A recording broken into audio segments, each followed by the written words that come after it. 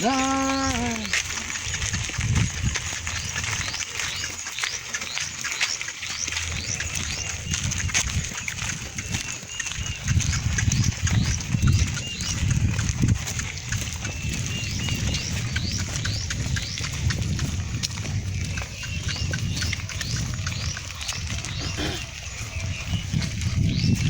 hapa nitoka chini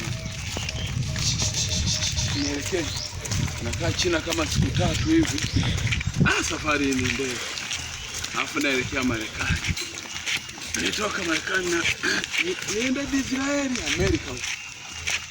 Okay, Israeli nienda kwa Wamesi, nikamwone na Messi, tukashikane mkono. Nikifika kwanza Marekani lazima niende kwenye timu ya Miami, nifike nimtafute Messi tuongee.